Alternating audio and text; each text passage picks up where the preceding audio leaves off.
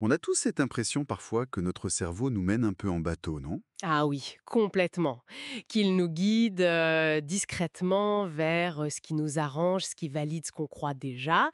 C'est le sujet de notre exploration aujourd'hui, le fameux biais de confirmation. On va le décortiquer un peu avec des recherches, des articles, des analyses vidéo. C'est un sujet fascinant et très présent au quotidien. Alors, pour bien commencer, qu'est-ce que c'est exactement, ce biais de confirmation, pour cadrer un peu les choses? Ben, simplement dit, c'est notre tendance, très naturelle d'ailleurs, à chercher, interpréter et même à se souvenir. Ah oui, la mémoire aussi? Oui, oui, la mémoire aussi.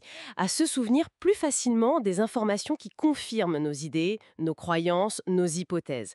Et en même temps, On met de côté ce qui dérange. voilà, c'est ça, on a tendance à écarter ou en tout cas à minimiser ce qui pourrait contredire nos convictions. D'accord. Mais pourquoi on fait ça? Ça vient d'où ce réflexe? Alors, il y a plusieurs raisons en fait. D'abord des raisons cognitives.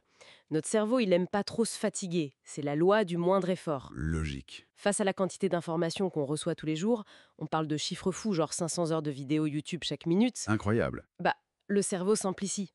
Il va au plus court, au plus connu pour pas être submergé. C'est une sorte de gestion de ce qu'on appelle l'infobésité. Une stratégie de survie mentale, en quelque sorte. Exactement. Et puis, il y a les raisons motivationnelles. On cherche le confort psychologique. C'est désagréable d'avoir tort, ça crée une dissonance cognitive. Ces petits malaises quand on nous prouve le contraire. Tout à fait. Donc, on préfère ce qui nous conforte, ce qui nous plaît, ce qui va dans le sens de nos désirs. C'est la pensée désidérative. Plus une idée nous tient à cœur, plus ce moteur est puissant. C'est fou comme c'est ancré, hein. Tiens, pour illustrer ça, un petit jeu. Imaginez la suite. 2, 4, 6, 8. Mhm. Quelle est la règle? Spontanément, on pense à ajouter 2 et on propose 10. C'est simple, ça marche. Oui, c'est la première idée qui vient. Mais la règle pourrait être juste chaque chiffre est plus grand que le précédent. 9 marcherait aussi, ou 11. On voit bien qu'on saute sur la première hypothèse facile et on ne cherche pas plus loin à la tester, à la contredire. C'est un excellent exemple. Et ce mécanisme, on le voit partout. Dans le choix de nos lectures, des médias qu'on consulte. Nos fils d'actualité sur les réseaux sociaux, j'imagine. Absolument. On va suivre les comptes qui pensent comme nous. Et quand une info est un peu floue, ambiguë, on va l'interpréter pour qu'elle colle à notre vision. Même notre mémoire joue le jeu, elle sélectionne les souvenirs qui nous arrangent. Et les algorithmes? Là-dedans? Ah, les algorithmes, ils amplifient le phénomène. Leur but, c'est de nous garder connectés. Donc, ils nous montrent ce qu'on aime déjà, ce qui confirme nos opinions. Les fameuses bulles de filtre. Exactement. On se retrouve enfermé dans une bulle où tout le monde pense un peu pareil. Et les conséquences, ça peut être un excès de confiance, une polarisation des opinions de plus en plus forte, On voit ça tous les jours. et même la persistance de croyances erronées, même quand elles sont réfutées. Parfois, essayer de corriger quelqu'un, ça renforce sa croyance. C'est l'effet retour de flamme, le backfire effect. Ah oui, c'est contre-productif. Carrément. Et ces erreurs de jugement, elles peuvent avoir un impact sérieux, en finance, en santé, en politique, même en entreprise, pour un recrutement par exemple. Ça donne un peu le vertige. Est-ce qu'on est condamné à subir ce biais systématique ou on peut faire quelque chose? Heureusement non, on n'est pas condamné.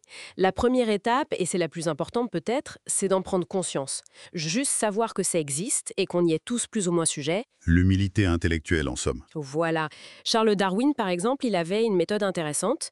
Il prenait soin de noter méticuleusement toutes les observations ou les idées qui allaient contre ses propres théories. Ah, c'est malin ça. Oui, parce qu'il savait que c'était justement ces informations-là qu'il risquait le plus d'oublier ou de minimiser inconsciemment. Une discipline de fer. Tout à fait, et ça nous amène à des stratégies plus actives.